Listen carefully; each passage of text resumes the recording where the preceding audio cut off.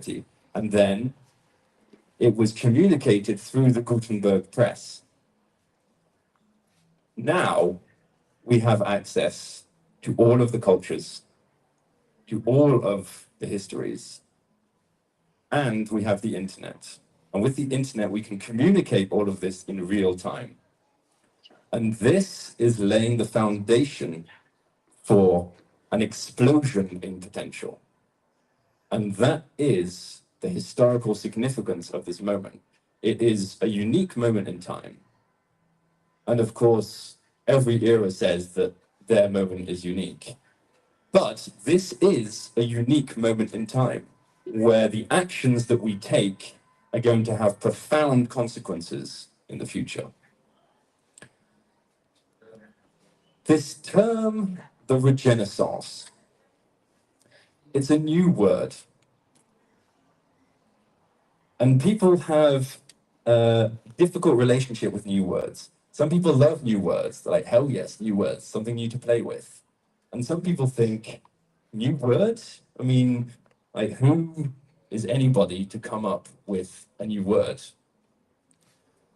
But that actually doesn't matter, because new words are absolutely crucial, because the environment is evolving faster than language. And language is our fundamental interface for collective sense making. And if we don't have new words that allow us to get that optimal grip of our tongue upon that dimension, just like our hand grips objects, with language, our tongue grips upon a dimension of reality. If we don't accelerate and systematize this capability to understand the evolving environment with language, then the environment is going to continue to ramp up this complexity, and we are going to lose the thread. And the people who are controlling the language and who are trying to maintain some kind of order are going to hold on to that order until it collapses.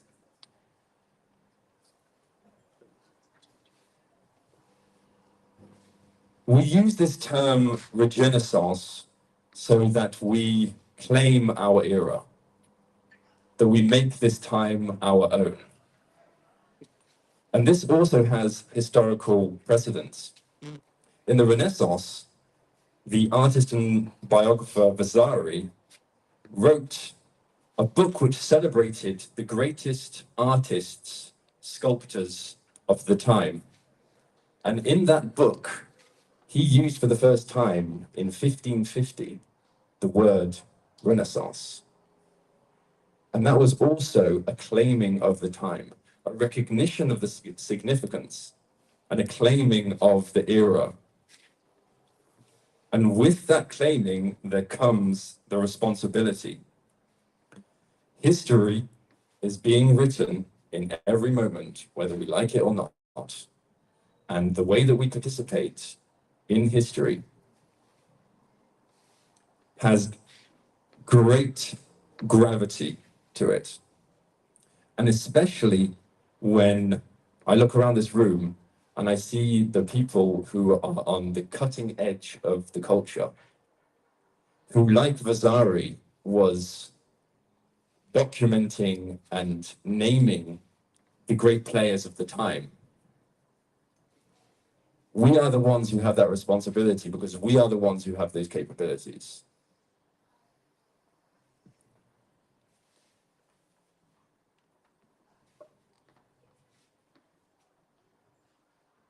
The Regenaissance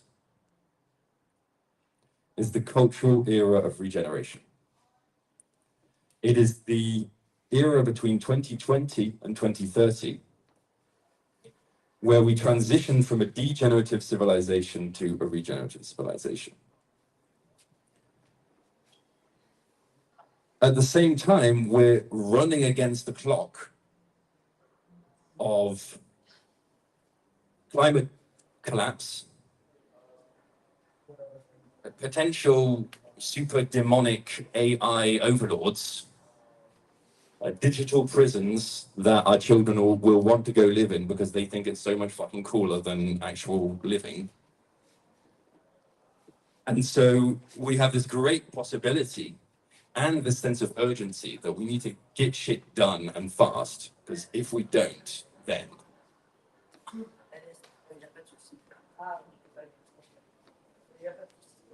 there are, of course, many, many dimensions to what needs to be done in this era. And that is the plurality that we see of the people who are here today, coming from many different directions of how do we regenerate the self? How do we regenerate the body? How do we regenerate the community? How do we regenerate the land? How do we regenerate the society? How do we regenerate the planet, etc., etc.? And there's one in particular which I would like to share with you today, which in my sense is very much overlooked in what we're doing. We have this intention to regenerate space because we understand how important the environment is and the impact that it has upon us. But we're not paying so much attention to regenerating time. And actually, this is a very subversal element. This is a very unregarded, because it's gone so deeply into our subconscious that we don't even realize anymore what is the temporal interface that we're interacting with.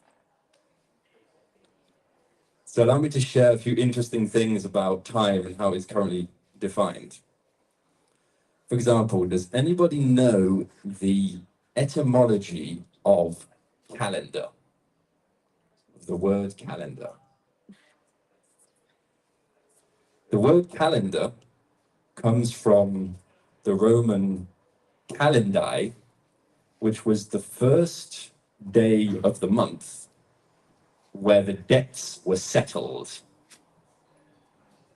The debts were settled is the fundamental etymology behind the word that we are using to interface with time.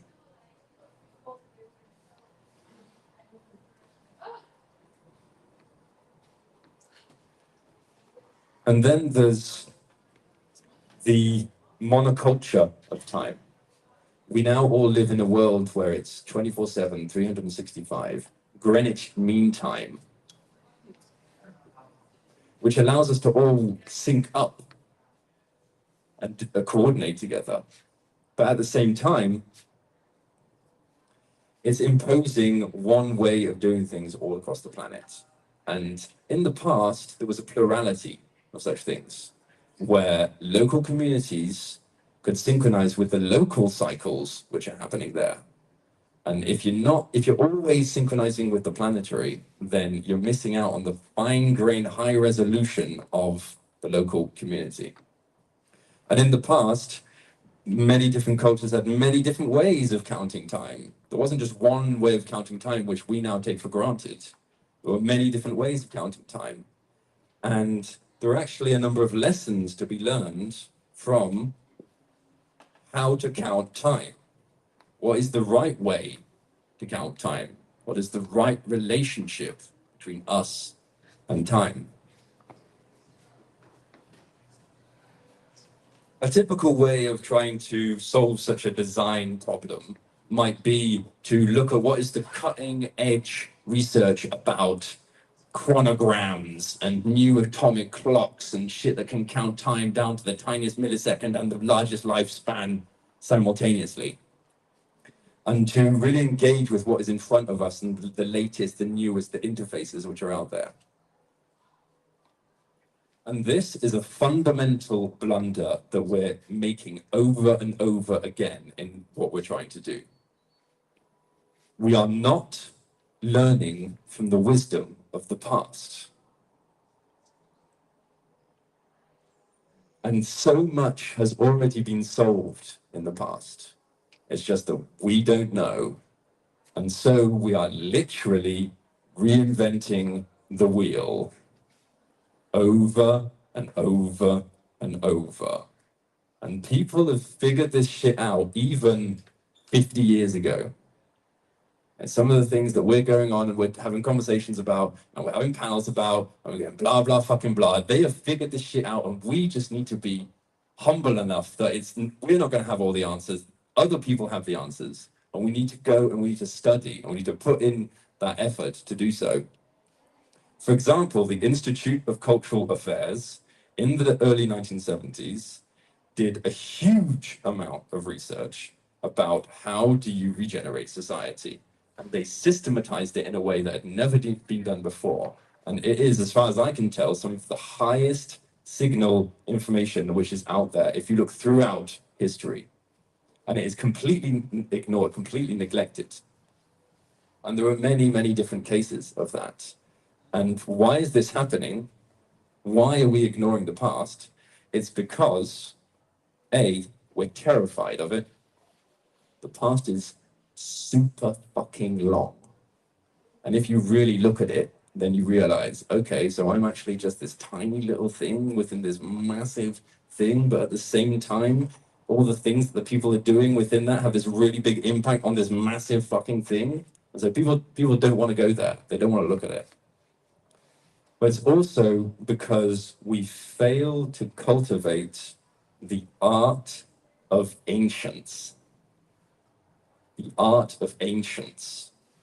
And ancients is the connection with the past. Just like presence is the connection with the present, and prescience is the connection with the future. Ancients is the connection with the past. And there's a wealth of fundamental lessons which need to be learned and integrated into what we are doing, without which we will fail. There is literally no chance that we're going to succeed if we do not do this. And so, if we're thinking about time, and we're thinking about how do we regenerate time, then maybe we should look at the past and try and learn some of the lessons. And like that, we're literally not going to reinvent the wheel, which is what we're talking about. We're talking about the cycle of time and how the cycle of time is counted. And that is the wheel.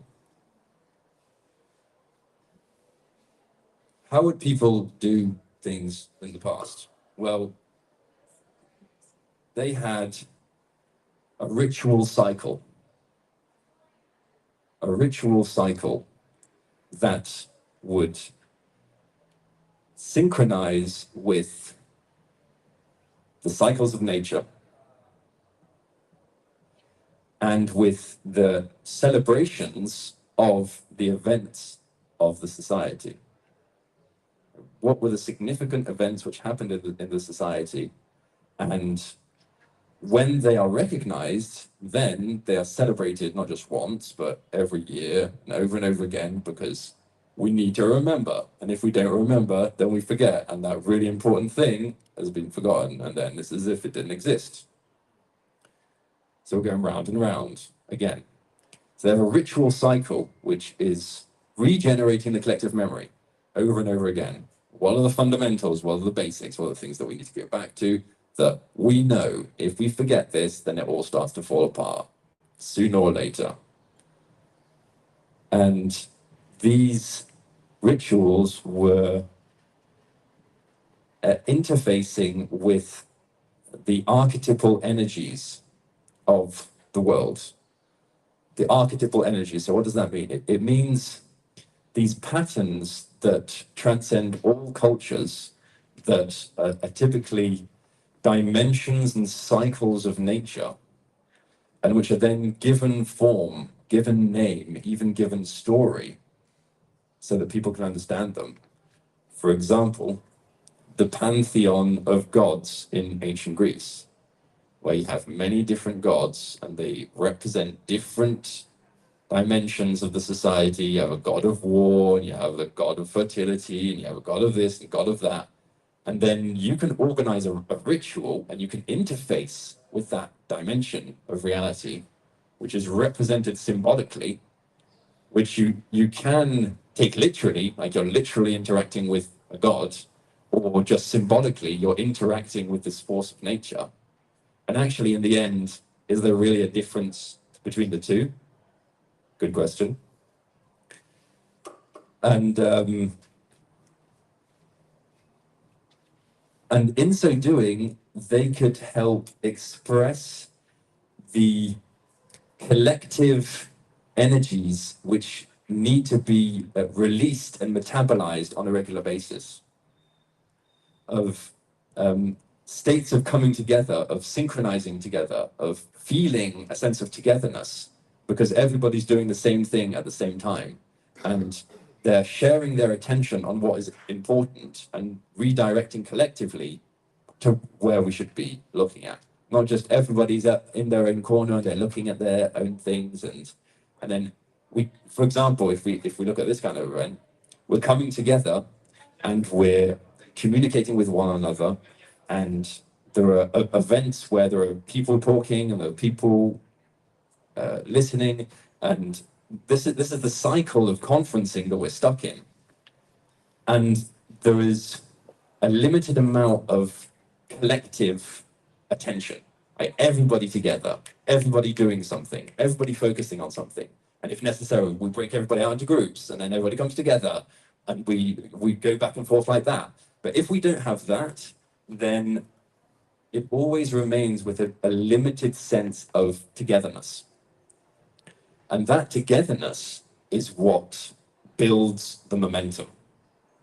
It's when we start working together as a tightly knit team that's when we're really going to get shit done. And at this point in time, we're not there yet. We're still very much dispersed in many ways, all working on our own thing, which is actually the same thing at the same time.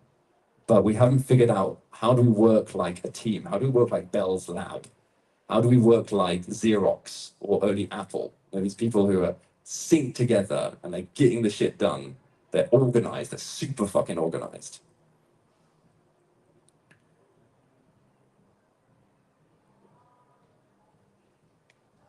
We learn from the past to regenerate time. We observe that there are these many different rituals at different times of the year, at different cycles. We're familiar with these different cycles in the world of sports. For example, in the athletics, we have the yearly national or international competitions, and then there are the Olympic Games. The Olympic Games happens every 4 years. So 1 year the national, 4 year the Olympic. And because it happens every 4 years, that's something which is significant. It's a point in time where you might be there or you might not be there. But this is amateur level in comparison to, for example, in ancient Rome. In ancient Rome, you would have events that would happen every season. You have events that happen every year. You'd have events that happen every 5 years, every 10 years, every 50 years, every 100 years, where you might be lucky to be there at that point in time. And many people will miss out. They will be born and they will die and they will have not been there. And so if you are there, you are fucking there. And this is the way that we need to think about. There's fundamental regeneration of the deep code of society, which needs to be done on this polycyclical basis, where some things are happening on a very rapid cycling rate because the environment is evolving faster and faster, and some things are happening at a slower rate, so we maintain that general stability of what it is that we're doing. And then there are things which happen at a much slower rate, which are the core foundations, the wisdom that we've acquired, and that we know that no matter what the temptations are, if we lose sight of that, then we should hold on. And maybe every decade, maybe every 5 decades, we go back and we look at the code and we see, is this actually what we need or not? And then if it's not, we update it. But if it is, we celebrate the code, because the code is what is holding the society together. And if we can create a ritual cycle where collectively we are studying, analyzing, imagineering and rewriting the code of our society. Create an interface so that everybody can get involved, make it dynamic, make it living, make it into a celebration, make it into a festival, and have this running on multiple rhythms simultaneously, and communicate to people that this is a short-term and a mid-term and a long-term process. So there's a future to engage with here.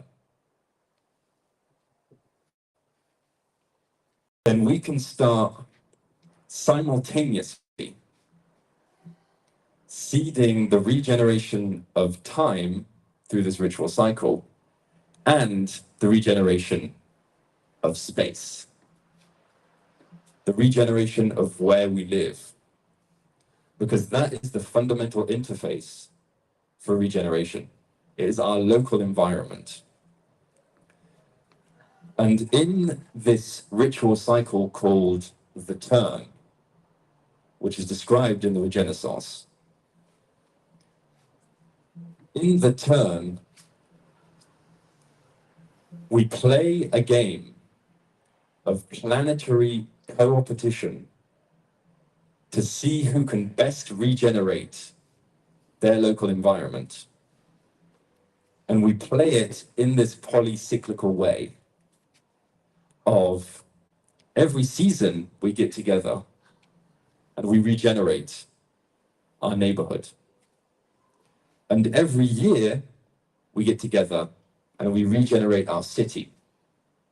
And every 5 years we get together and we regenerate our country. And everything that we're learning in these smaller cycles, we then bring to the larger cycles. And loads of people are going to have loads of plans about what exactly they should be regenerating.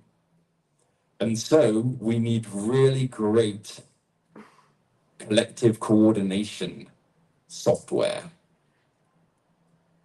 We need to be able to do that on a really high level. And not only do we need the software, we need the wetware. We need the capability that we can all come together and we can interface and we can form the teams that we need to really get shit done.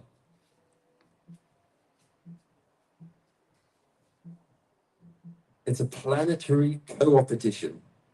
So it's a competitive it's a cooperative it's a cooperative competition where simultaneously everybody has to cooperate to get shit done on the local level, but they're competing with multiple other neighborhoods and cities around the world to have that sense of motivation and playfulness to it.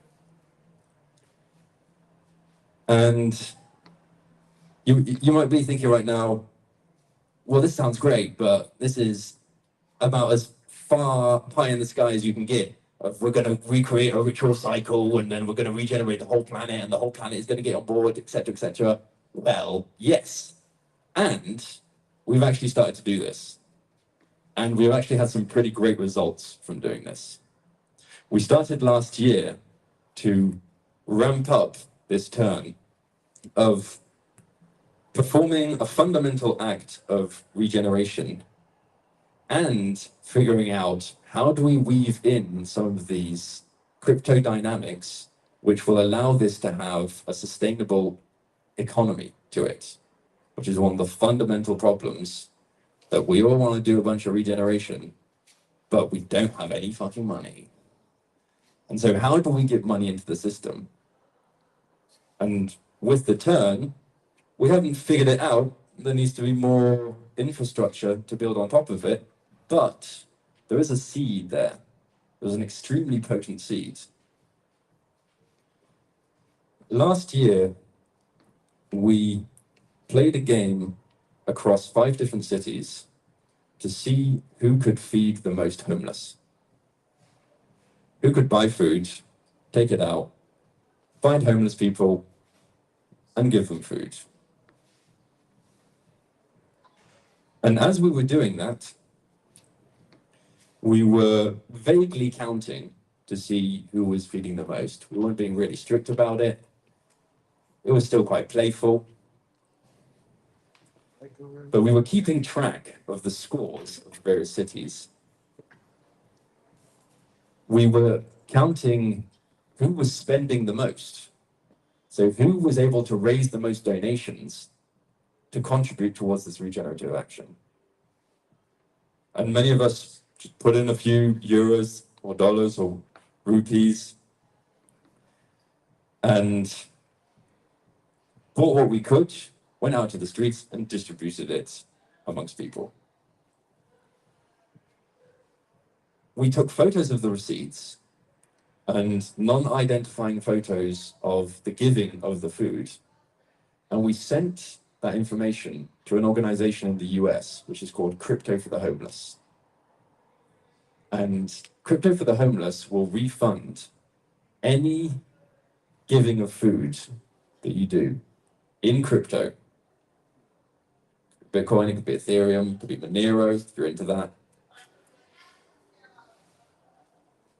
And so we all together around the world raised some money, spent it to feed people, and Bangalore won, by the way. They absolutely killed it. And then got refunded in crypto. And then the question is, what do we do with the crypto? Well, the answer is we govern the crypto collectively to decide what is the next thing that we should regenerate. And that is for the next turn, for the game of the next season. And then in the game of the next season, maybe we're playing a different game. Maybe we're not feeding the homeless this time. Maybe we're cleaning up trash. Maybe we're hunting stories. Maybe we're building some tech that will allow us to better organize the very thing that we're doing right here, right now, so that the next turn is better, so that the next turn compounds on the next. And we're looking back at what we did last turn, so we're remembering what was done then, and we're compounding on that wisdom, which is why documenting what is going on is so important. There's so many fascinating conversations which are happening here all the time. And people don't think that this is actually really important information, that we need this information, that we need to cultivate and catch the collective genius, the genius, better and better, because that is what is going to guide us. Which is why the role of recording audio is absolutely crucial. And whenever you realize that you're having a significant conversation, then please record it, because we need that information. We can figure out how to share it. Many people have issues with the privacy, with the intimacy, but we're working on that. We're working on the protocols to be able to share this. But please start saving it now so that it's there in the future. Keep it safe, back it up.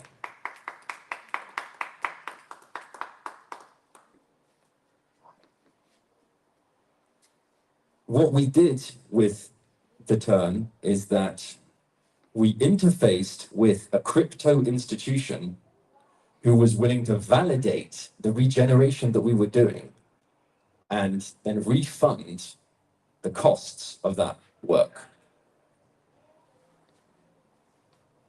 What if there were a wide variety of such crypto institutions that specialized in many different domains, not just feeding the homeless, but taking care of children, of cleaning up the streets, and that you could participate in that care, you could have it validated, and then be refunded for your costs.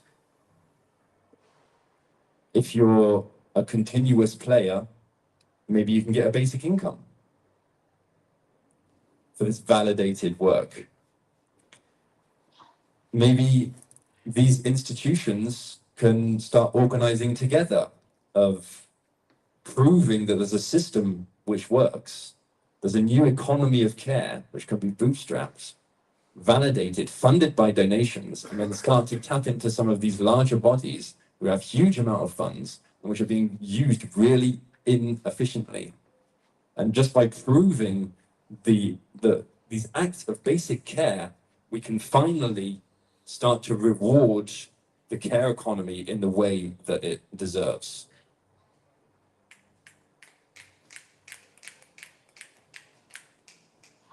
And this is the vision for the PlayNet.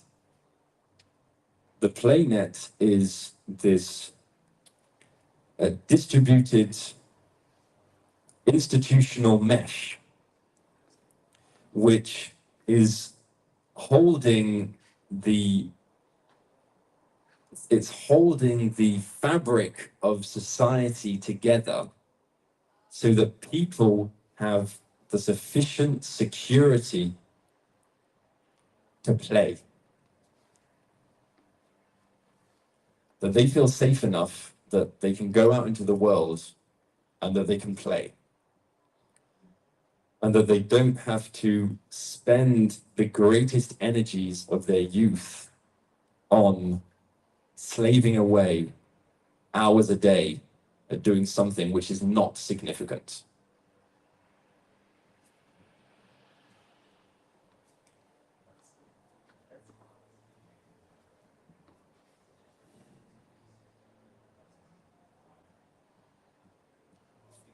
This is what I invite you to play along with me. The next turn will be happening in September. And we're already starting to organize how to make this the best turn yet. And that is always the name of the game. How do we make this the best turn yet? Be that this season, be that this year, be that this decade. And that is the intention of the Regenaissance. How do we make this decade from 2020 to 2030 the best decade yet? Thank you very much.